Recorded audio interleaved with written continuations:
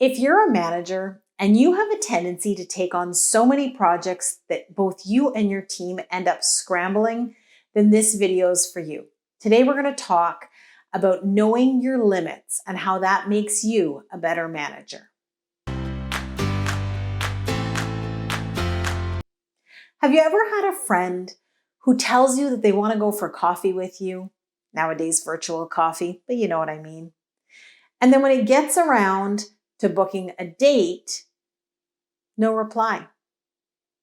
You might check in a few weeks down the road and say again, hey, what about that coffee we talked about? And they say, yeah, I can't wait. Really looking forward to meeting up with you. And then again, when it comes to setting a date, radio silence. They just don't answer. This happens a lot. I've had this happen multiple times in my life where people keep saying they want to get together with you.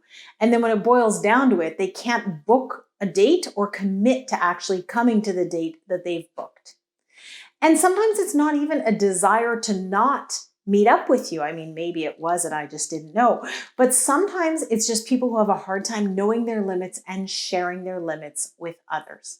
And I want to talk a little bit about how this is experienced within your team if you do this to your team in your management or your leadership role. Because I've seen this a lot within teams where there might be a request to have a manager provide some support on a project that somebody's working on. It may be that there's a meeting that is set with their team and those meetings are constantly canceled. Those project reviews are never gotten to. And what happens is that when you don't know your limits or when you don't communicate your limits, people eventually start to lose trust in you. It is much better to let someone know right off, hey, I know this is important to you.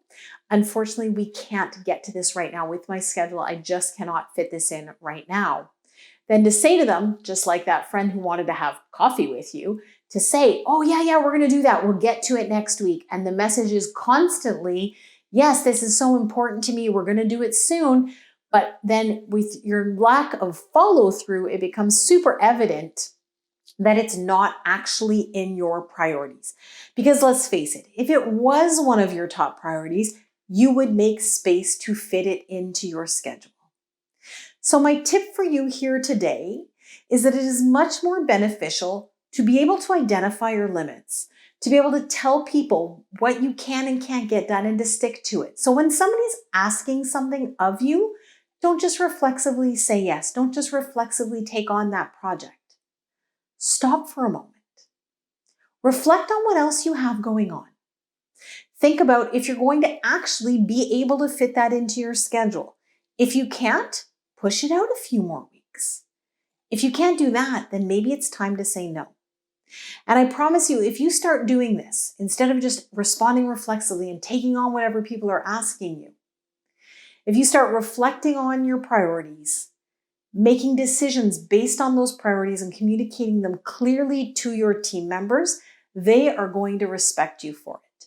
They're going to follow your leadership more because they're going to know that when you say you're going to do something, you're going to do it.